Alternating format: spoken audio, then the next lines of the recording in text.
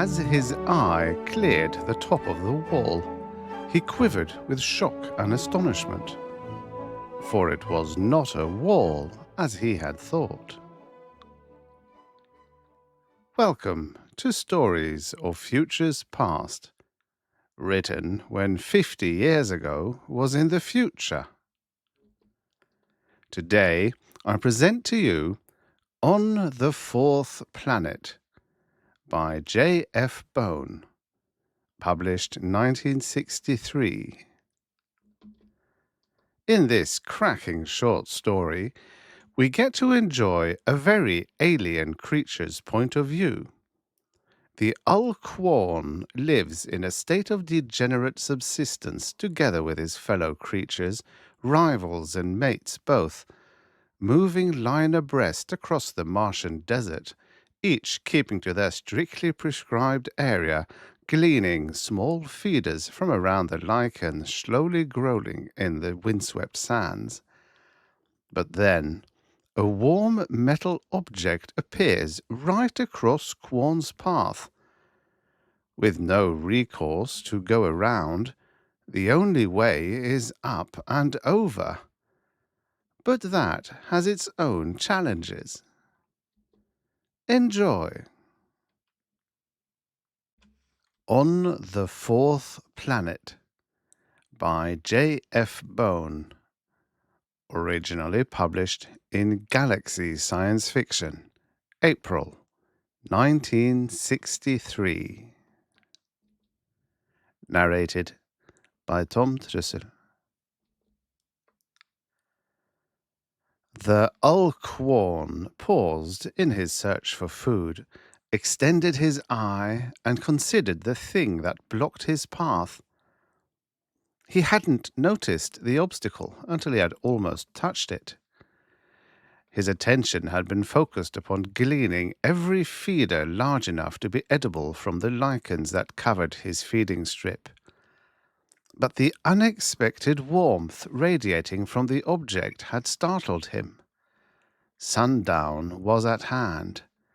There should be nothing living or non-living that radiated a fraction of the heat that was coming from the gleaming metal wall which lay before him. He expanded his mantle to trap the warmth as he pushed his eye upward to look over the top. It wasn't high, just high enough to be a nuisance. It curved away from him toward the boundaries of his strip, extending completely across the width of his land. A dim racial memory told him that this was an artifact, a product of the days when the folk had leisure to dream and time to build. It had probably been built by his remote ancestors millennia ago, and had just recently been uncovered from its hiding place beneath the sand. These metal objects kept appearing and disappearing as the sands shifted to the force of the wind. He had seen them before, but never a piece so large or so well preserved. It shone as though it had been made yesterday, gleaming with a soft silvery luster against the blue-black darkness of the sky. As his eye cleared the top of the wall, he quivered with shock and astonishment. For it was not a wall as he had thought. Instead, it was the edge of a huge metal disc, 50 rods in diameter. And that wasn't all of it. 3 thick columns of metal extended upward from the disc, leaning inward as they rose into the sky. High overhead, almost beyond the range of accurate vision, they converged to support an immense cylinder set vertically to the ground.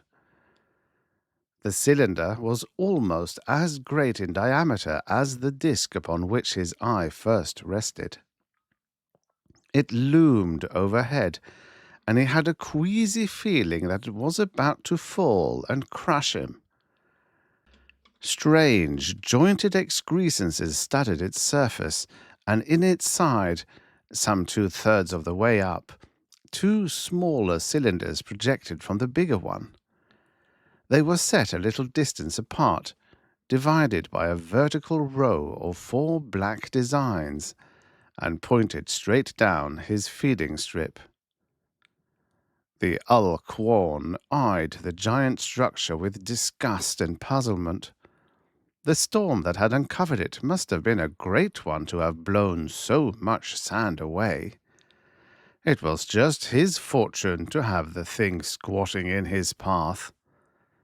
His mantle darkened with anger. Why was it that everything happened to him? Why couldn't it have lain in someone else's way, upon the land of one of his neighbours? It blocked him from nearly 3,000 square rods of life-sustaining soil. To cross it would require energy he could not spare.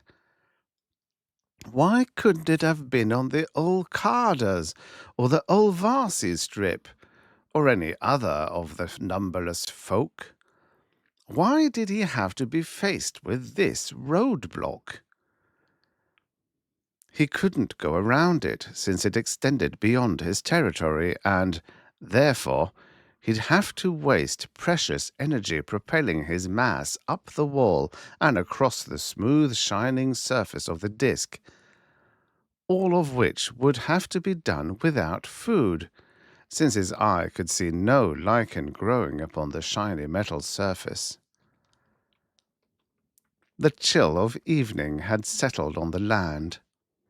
Most of the folk were already wrapped in their mantles, conserving their energy until the dawn would warm them into life.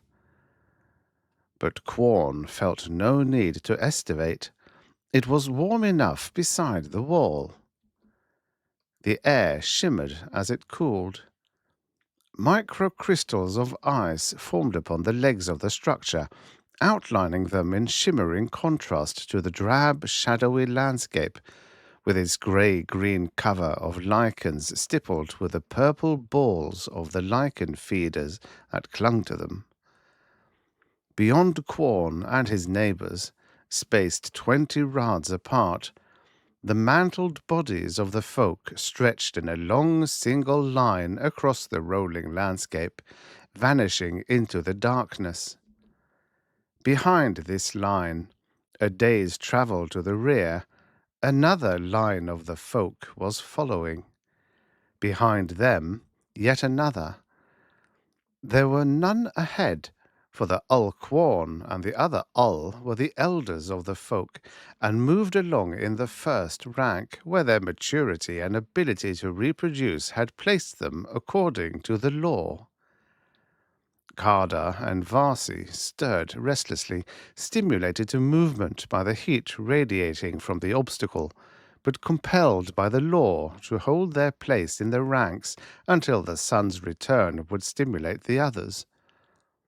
Their dark crimson mantles rippled over the soil as they sent restless pseudopods to the boundaries of their strips.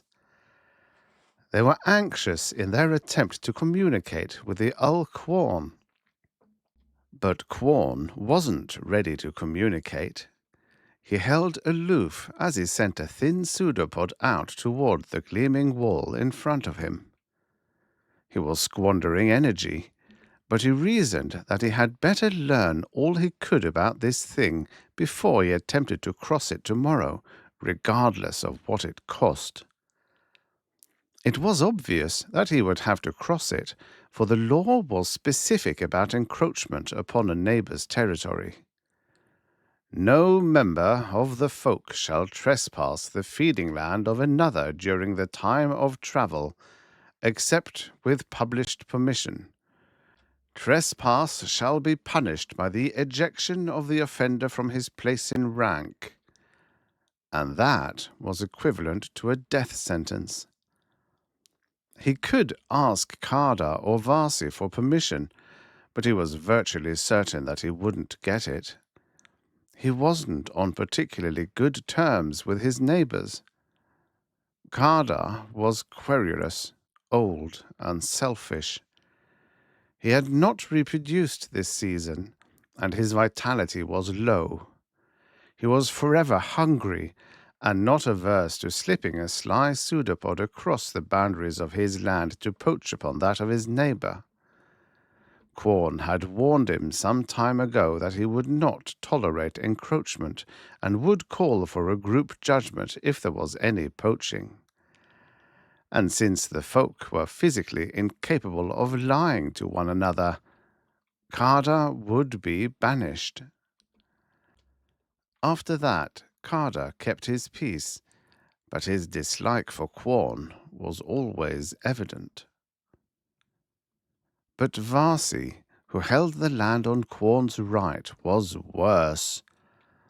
He had advanced to Ul status only a year ago. At that time there had been rumors among the folk about illicit feeding and stealing of germ plasm from the smaller and weaker members of the race. But that could not be proved, and many young folk died in the grim process of growing to maturity. Kworn shrugged. If Varsi was an example of the younger generation, society was heading hell-bent toward emptiness.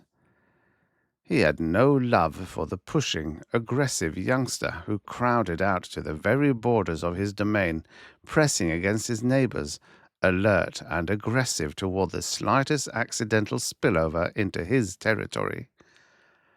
What was worse, Varsi had reproduced successfully this year, and thus had rejuvenated. Kworn's own attempt had been only partially successful. His energy reserves hadn't been great enough to produce a viable offspring, and the rejuvenation process in his body had only gone to partial completion. It would be enough to get him to the winter feeding grounds, but as insurance he had taken a place beside Carter, who was certain to go into emptiness if the feeding en route was bad. Still, he hadn't figured that he would have Varsi beside him. He consoled himself with the thought that others might have as bad neighbors as he. But he would never make the ultimate mistake of exchanging germ plasm with either of his neighbors, not even if his fertility and his position depended upon it.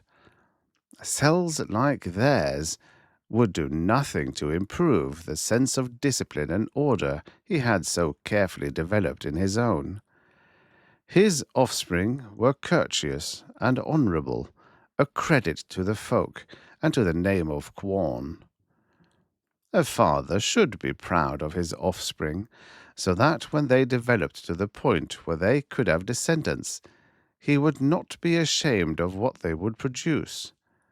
An Ul, Kworn thought grimly, should have some sense of responsibility toward the all-important future of the race. His anger died as he exerted synergic control. Anger was a waster of energy, a luxury he couldn't afford. He had little enough as it was. It had been a bad year. Spring was late, and winter had come early. The summer had been dry, and the lichens in the feeding grounds had grown poorly. The tiny, bulbous lichen feeders, the main source of food for the folk, had failed to ripen to their usual succulent fullness. They had been poor, shrunken things, hardly worth ingesting. And those along the route to the winter feeding grounds were no better. Glumly, he touched the wall before him with a tactile filament. It was uncomfortably warm, smooth, and slippery to the touch. He felt it delicately, noting the almost microscopic horizontal ridges on the wall's surface. He palpated with relief. The thing was climbable. But even as he relaxed, he recoiled, the filament writhing in agony. The wall had burned his flesh. Faint threads of vapor rose from where he had touched the metal, freezing instantly in the chill air. He pinched off the filament in an automatic protective constriction of his cells. The pain ceased instantly, but the burning memory was so poignant that his mantle twitched and shuddered convulsively for some time before the reflexes died. Thoughtfully, he ingested his severed member. With a sense of numbing shock, he realized that he would be unable to pass across the disk. The implications chilled him.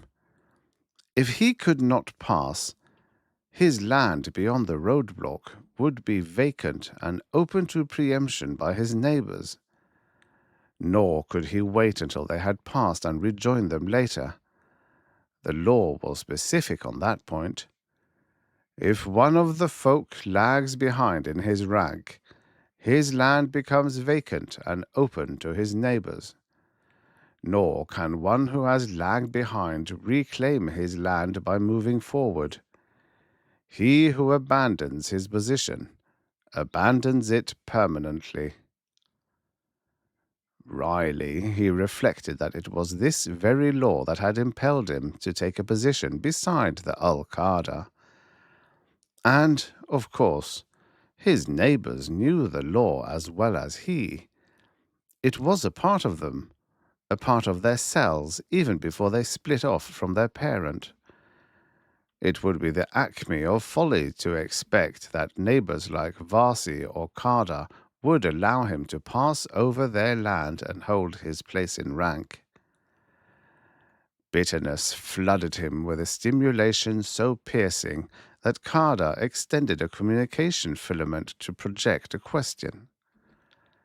"What is this thing which lies upon your land and mine?" Karda asked. His projection was weak and feeble. It was obvious that he would not last for many more days unless feeding improved. "I do not know. It is something of metal, and it bars my land. I cannot cross it.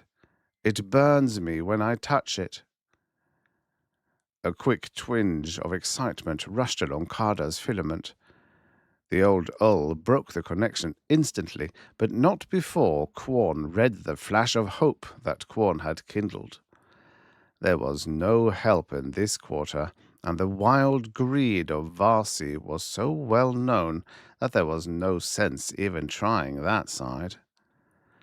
A surge of hopelessness swept through him. Unless he could find some way to pass this barrier, he was doomed. He didn't want to pass into emptiness.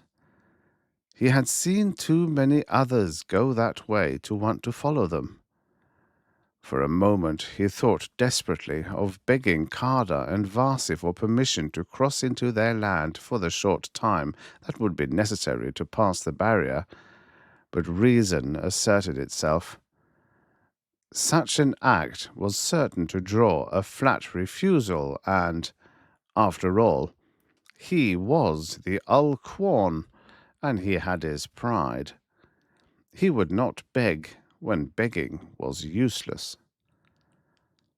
And there was a bare possibility that he might survive if he closed his mantle tightly about him and waited until all the ranks had passed.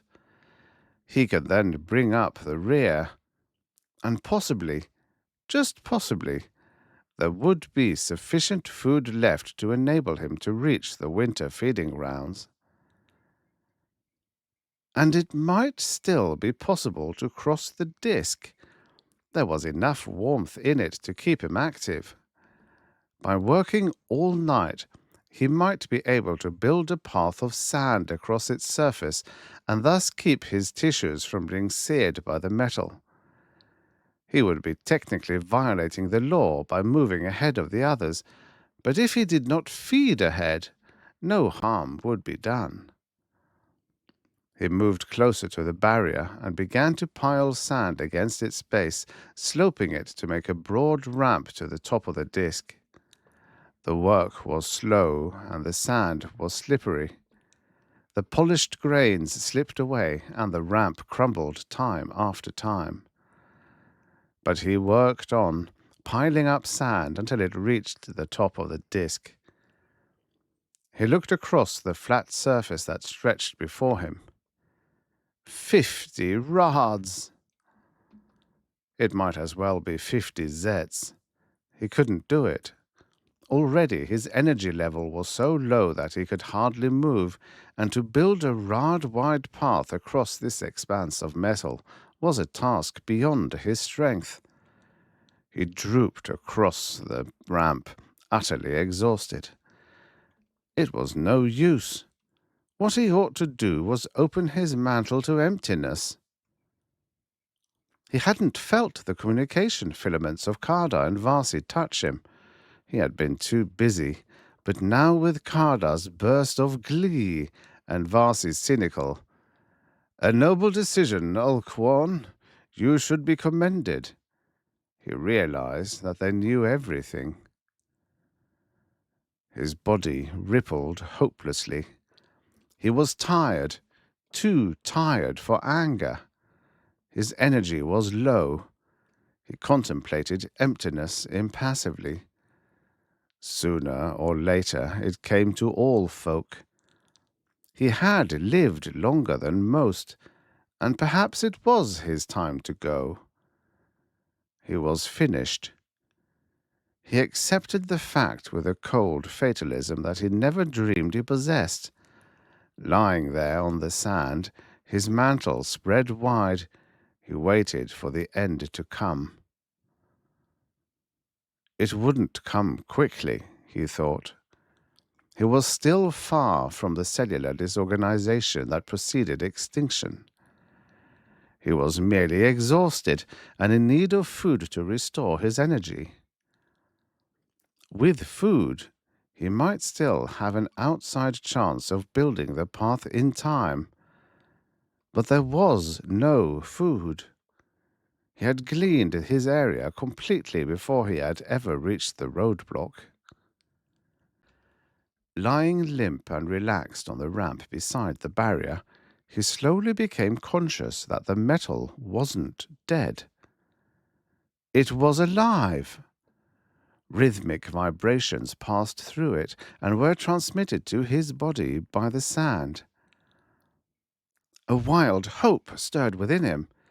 If the metal were alive, it might hear him if he tried to communicate. He concentrated his remaining reserves of energy, steeled himself against the pain, and pressed a communication filament against the metal. "Help me," he projected desperately. "You're blocking my strip. I can't pass." Off to one side he sensed Vasi's laughter, and on the other felt Karda's gloating greed. "I cannot wake this metal," he thought hopelessly as he tried again, harder than before, ignoring the pain of his burning flesh. Something clicked sharply within the metal, and the tempo of the sounds changed. "It's waking," Kworn thought wildly. There was a creaking noise from above. A rod moved out from the cylinder and twisted into the ground in Vasi's territory to the accompaniment of clicking, grinding noises. A square grid lifted from the top of the cylinder and began rotating, and Kworn shivered and jerked to the tremendous power of the words that flowed through him. They were words, but they had no meaning. Waves of sound that hammered at his receptors in an unknown tongue he could not understand. The language of the folk had changed since the days of the ancients, he thought despairingly. And then, with a mantle-shattering roar, the cylinders jutting overhead spouted flame and smoke. Two silvery balls trailing thin, dark filaments shot out of the great cylinder and buried themselves in the sand behind him. The filaments lay motionless in the sand as Kworn, wrapped defensively in his mantle, rolled off the ramp to the ground below. The silence that followed was so deep and it seemed like emptiness had taken the entire land. Slowly, Kworn loosened his mantle. "In the name of my first ancestor," he murmured shakily, "what was that?" His senses were shocked and disorganized by the violence of the sound. It was worse even than the roar and scream of the samshin that occasionally blew from the south, carrying dust, lichens, feeders, and even folk who had been too slow or too foolish to hide from the fury of the wind. Gingerly, Kworn inspected the damage to his mantle. It was minor. A tiny rip that could easily be repaired, a few grains of sand that could be extruded.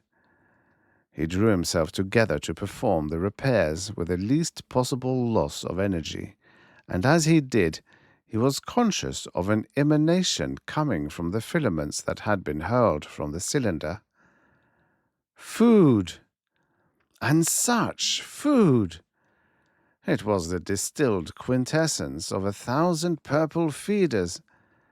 It came to his senses in a shimmering wave of ecstasy so great that his mantle glowed a bright crimson. He stretched a pseudopod towards its source, and as he touched the filament, his whole body quivered with anticipation. The barrier was blotted from his thoughts by an orgy of shuddering delight, almost too great for flesh to endure. Waves of pleasure ran through his body as he swiftly extended to cover the filament. It could be a trap, he thought, but it made no difference. The demands of his depleted body and the sheer vacuole constricting delight of his incredible foodstuff made a combination too potent for his will to resist, even if it had desired to do so. Waves of pleasure rippled through him as more of his absorptive surface contacted the filament. He snuggled against it, enfolding it completely, letting the peristaltic rushes sweep through him. He had never fed like this as long as he could recall. His energy levels swelled and pulsed as he sucked the last delight from the cord, and contemplated the further pleasure waiting for him in the other one lying scarcely 20 rods away. Sensuously, he extended a pseudopod from his upper surface and probed for the other filament. He was filled to the top of his primary vacuole, but the desire for more was stronger than ever, despite the fact that he knew the food in the other filament would bring him to critical level, would force him to reproduce. The thought amused him. As far back as he could remember, no member of the folk had ever budded an offspring during the time of travel. It would be unheard of, something that would go down through the years in the annals of the folk, and perhaps even cause a change in the law. The pseudopod probed, reached, and stopped short of its goal. There was nothing around it but empty air. Fear drove the slow, orgasmic thoughts from his mind. Absorbed in gluttony, he hadn't noticed that the filament had tightened and was slowly drawing back into the cylinder from whence it came. And now it was too late. He was already over the rim of the metal disc. Feverishly, he tried to disengage his absorptive surfaces from the filament and crawl down its length to safety, but he couldn't move. He was stuck to the dark cord by some strange adhesive that cemented his cells firmly to the cord. He could not break free. The line moved steadily upward, dragging him inexorably toward a dark opening in the cylinder overhead. Panic filled him. Desperately, he tried to loosen his trapped surfaces. His pseudopod lashed futilely in the air, searching with panic for something to grip, something to clutch that would stop this slow movement to the hell of pain that waited for him in the metal high overhead. His searching flesh struck another's, and into his mind flooded the Ul Kworn's terrified thought.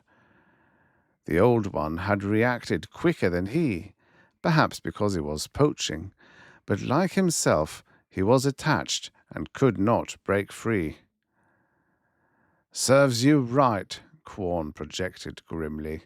"The thing was on my land. You had no right to feed upon it." "Let me loose!" Kworn screamed.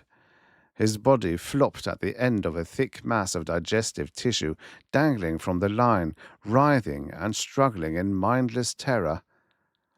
It was strange, Kworn thought, that fear should be so much stronger in the old than in the young. "Cut loose, you fool," Kworn projected. "There isn't enough of you adhered to hurt if it were lost.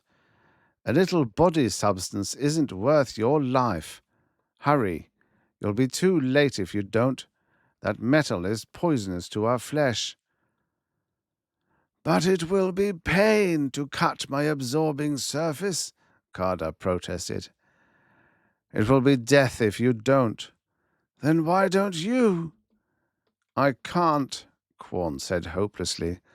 "All my surface is stuck to the filament. I can't cut free." He was calm now, resigned to the inevitable. His greed had brought him to this. Perhaps it was a fitting punishment. But Kworn need not die if he would show courage. He rotated his eye to watch his struggling neighbor. Apparently Kworn was going to take his advice. The tissue below the part of him stuck to the filament began to thin. His pseudopod broke contact. But his movements were slow and hesitant. Already his body mass was rising above the edge of the disk. "Quick, you fool!" Kworn projected. "Another moment and you're dead." But Kworn couldn't hear. Slowly his tissues separated as he reluctantly abandoned his absorptive surface. But he was already over the disk. The last cells pinched off, and he fell, mantle flapping, full on the surface of the disk. For a moment he lay there quivering, and then his body was blotted from sight by a cloud of frozen steam, and his essence vanished screaming into emptiness. Kworn shuddered. It was a terrible way to die, but his own fate would be no better. He wrapped his mantle tightly around him as his leading parts vanished into the dark hole in the cylinder. In a moment he would be following Kworn on the journey from which no member of the folk had ever returned. His body disappeared into the hole and was plunged into paradise. His foreparts slipped into a warm, thick liquid that loosened the adhesive that bound him to the cord. As he slipped free, he slowly realized that he was not to die. He was bathed in liquid food. He was swimming in it. He was surrounded on all sides by incredible flavors, so strange and delicious that his mind could not classify them. The filament had been good, but this was indescribable. He relaxed, his mantle spreading through the food, savoring, absorbing, digesting, metabolizing, excreting. His energy levels peaked. The nuclei of his germplasm swelled, the chromosomes split, and a great bud formed and separated from his body. He had reproduced. Through a deadening fog of somatic sensation, he realized dully that this was wrong, that the time wasn't right, that the space was limited, and that the natural reaction to abundant food supply was wrong. But for the moment, he didn't care. For thousands of seasons he had travelled the paths between equator and pole in a ceaseless hunt for food, growing and rejuvenating in good seasons, shrinking and aging in bad. He had been bound to the soil, a slave to the harsh demands of life and nature. And now the routine was broken. He luxuriated in his freedom. It must have been like this in the old days, when the waters were plentiful and things grew in them that could be eaten, and the folk had time to dream young dreams and think young thoughts, and build their thoughts and dreams into the gleaming realities of cities and machines. Those were the days when the mind went above the soil, into the air, and beyond it to the moons, the sun, and the evening stars. But that was long ago. He lay quietly, conscious of the change within him as his cells multiplied to replace those he had lost, and his body grew in weight and size. He was rejuvenated. The cells of his growing body, stimulated by the abundance of food, released memories he had forgotten he had ever possessed. His past ran in direct cellular continuity to the dawn of his race, and in him was every memory he had experienced since the beginning. Some were weak, others were stronger, but all were there, awaiting an effort of recall.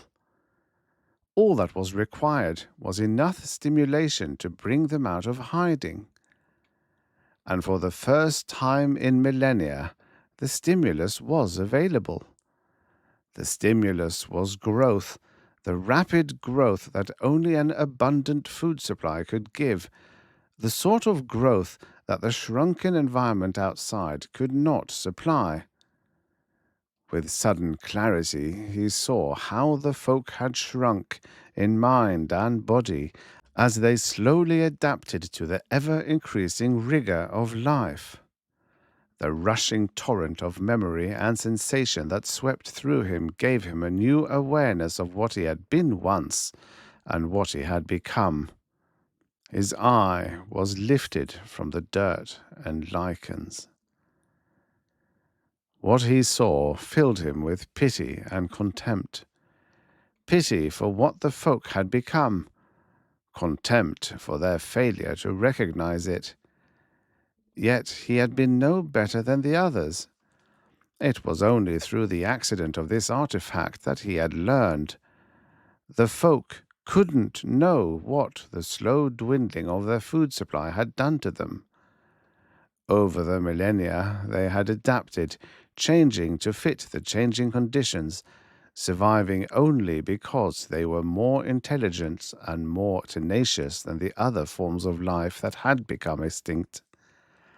1,000 seasons had passed since the great war that had devastated the world. 1,000,000 years of slow adaptation to the barren waste that had been formed when the ultimate products of folk technology were loosed on their creators, had created a race tied to a subsistence level of existence, incapable of thinking beyond the basic necessities of life. The Ul Kworn sighed. It would be better if he would not remember so much. But he could suppress neither the knowledge nor the memories. They crowded in upon him, stimulated by the food in which he floated. Beside him, his offspring was growing. A bud always grew rapidly in a favorable environment, and this one was ideal. Soon it would be as large as himself, yet it would never develop beyond an infant. It could not mature without a transfer of germplasm from other infants of the folk. and there were no infants. It would grow and keep on growing because there would be no check of maturity upon its cells. It would remain a partly sentient lump of flesh that would never be complete, and in time it would be dangerous. When it had depleted the food supply, it would turn on him in mindless hunger. It wouldn't realize that the Ul Kworn was its father, or if it did, it wouldn't care. An infant is ultimately selfish, and its desires are the most important thing in its restricted universe. Kworn considered his situation dispassionately. It was obvious that he must escape from this trap before his offspring destroyed him. Yet he could think of no way to avoid the poison metal. He recognized it now, the element with the 12 protons in its nucleus, a light metal seldom used by the folk, even in the days of their greatness, because of its ability to rapidly oxidize and its propensity to burst into brilliant flame when heated. With sudden shock, he realized that the artifact was nothing less than a gigantic torch. Why had it been built like this? What was its function? Where had it come from? Why hadn't it spoke since it had released that flood of unintelligible gibberish before it had drawn him inside? Ever since he had entered this food tank, it had been quiet, except for a clicking, chattering whir that came from somewhere above him. He had the odd impression that it was storing information about him and the way he reacted in the tank. And then, abruptly, it broke into voice. Cryptic words poured from it, piercing him with tiny knives of sound. The intensity and rapidity of the projections shocked him, left him quivering and shaking when they stopped as abruptly as they had begun. In the quiet that followed, Kworn tried to recall the sequence of the noise. The words were like nothing he had ever heard. They were not the language of the folk, either past or present. And they had a flow and sequence that was not organic. They were mechanical, the product of a metal intelligence that recorded and spoke but did not think. The folk had machines like that once. How had it begun? There had been a faint preliminary, an almost soundless voice speaking a single word. Perhaps, if he projected it, it would trigger a response. Pitching his voice in the same key and intensity, he projected the word as best he could remember it. And the voice began again. Kworn quivered with excitement. Something outside the artifact was forcing it to speak. He was certain of it, as certain as he was that the artifact was recording himself and his offspring. But who, or what, was receiving the record? And why? This could be a fascinating speculation, Kworn thought. But there would be time enough for that later. His immediate need was to get out. Already the food supply was running low, and his offspring was becoming enormous. He would have to leave soon, if he was ever going to, and he'd have to do something about his own growth. Already it was reaching dangerous levels. He was on the ragged edge of another reproduction, and he couldn't afford it. Regretfully, he began moving the cornified cells of his mantle and his underlayer toward his inner surfaces, arranging them in a protective layer around his germplasm and absorptive cells. There would be enough surface absorption to take care of his maintenance needs, and his body would retain its peak of cellular energy. Yet the desire to feed and bud was almost overwhelming. His body screamed at him for denying it the right that food would give it, but Kworn resisted the demands of his flesh until the frantic cellular urges passed. Beside him, his offspring pulsed with physical sensation. Kworn envied it, even as he pitied it. The poor, mindless thing could be used as a means to the end of his escape, but it was useless for anything else. It was far too large and far too stupid to survive in the outside world. Kworn extruded a net of hair-like pseudopods and swept the tank in which they lay. It was featureless, save for a hole where the filament had not completely withdrawn when it had pulled him into this place. A few places in the wall had a different texture than the others, probably the sense organs of the recorder. He rippled with satisfaction.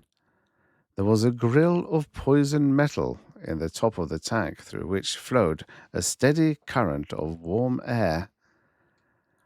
It would be pleasant to investigate this further, Kworn thought, but there was no time. His offspring had seen to that. He placed his eye on a thin pseudopod and thrust it through the hole in the wall of the tank. It was still night outside, but a faint line of brightness along the horizon indicated the coming of dawn. The artifact glittered icily beneath him, and he had a feeling of giddiness as he looked down the vertiginous drop to the disk below. The dark blotch of Carter's burned body was almost invisible against the faintly gleaming loom of the still warm disk. Kworn shuddered. Carter hadn't deserved a death like that. Kworn looked down, estimating the chances with his new intelligence, and then slapped a thick communication fibril against his offspring's quivering flesh and hurled a projection at his recoiling mass. Considering the fact that its cells were direct derivations of his own, Kworn thought grimly. It was surprising how hard it was to establish control. The youngster had developed a surprising amount of individuality in his few zols of free existence.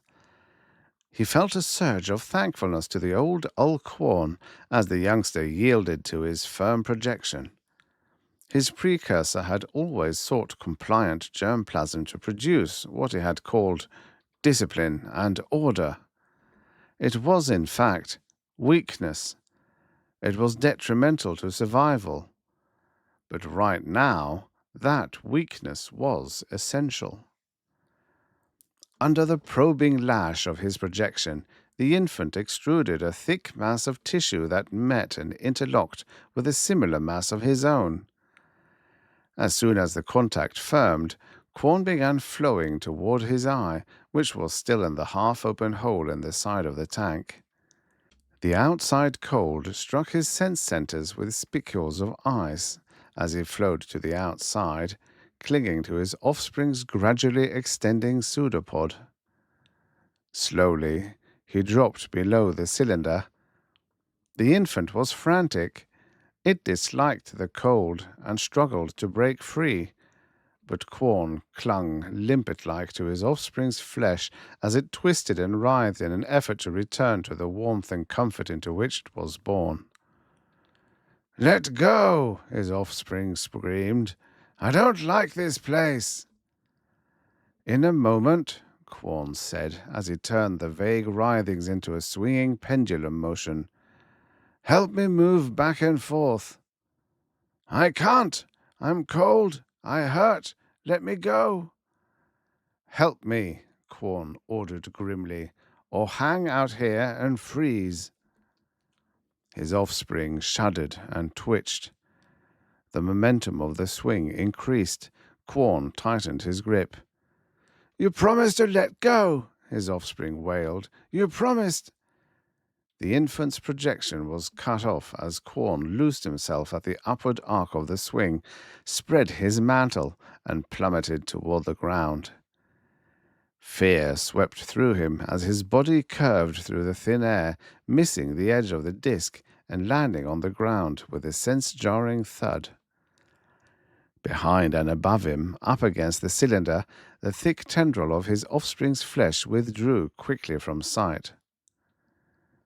For a moment, the Ul Kworn's gaze remained riveted on the row of odd markings on the metal surface, and then he turned his attention to life.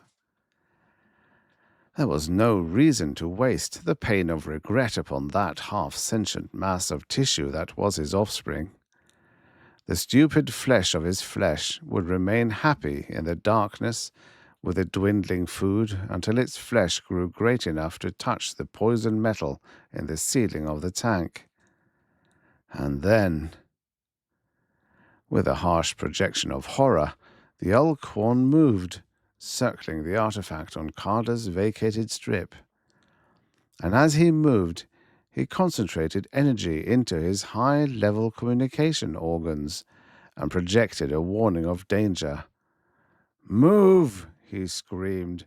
"Move forward for your lives!" The line rippled. Reddish mantles unfolded as the folk reacted.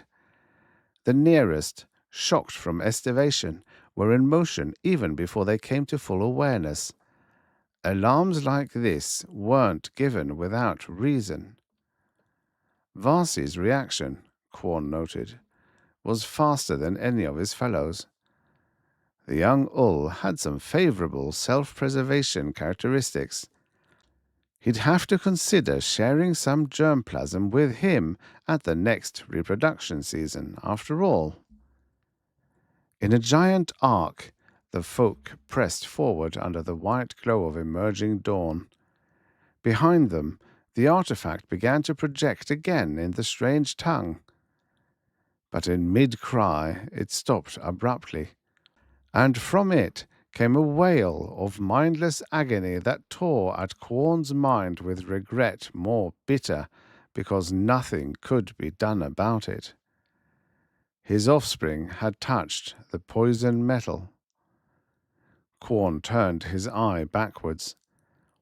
The artifact was shaking on its broad base from the violence of his offspring's tortured writhings. As he watched, a brilliant burst of light flared from its top. Heat swept across the land, searing the lichens and a scattered few of the folk too slow to escape. The giant structure burned with a light more brilliant than the sun, and left behind a great cloud of white vapor that hung on the air like the menacing cloud of a Samhain. Beneath the cloud, the land was bare, save for a few twisted pieces of smoking metal. The roadblock was gone. Kworn moved slowly forward, gleaning Carter's strip and half of his own which he shared with Varsi. He would need that young Ul in the future. It was well to place him under an obligation. The new thoughts and old memories weren't dying. They remained, and were focused upon the idea of living better than at this subsistence level. It should be possible to grow lichens and breed a more prolific type of lichen feeder. Water channeled from the canals would stimulate lichen growth 1,000-fold, and with a more abundant food supply, perhaps some of the folk could be stimulated to think and apply ancient buried skills to circumvent nature. It was theoretically possible. The new breed would have to be like Varsi, tough, driving, and selfishly independent. In time, they might inherit the world. Civilization could arise again. It was not impossible. His thoughts turned briefly back to the artifact. It still bothered him. He still knew far too little about it. It was a fascinating speculation to dream of what it might have been. At any rate, one thing was sure. It was not a structure of his race. If nothing else, those cabalistic markings on the side of the cylinder were utterly alien. Thoughtfully, he traced them in the sand. What did they mean?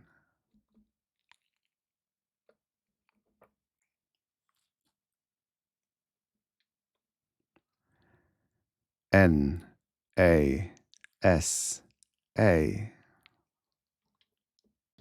The end. About the author.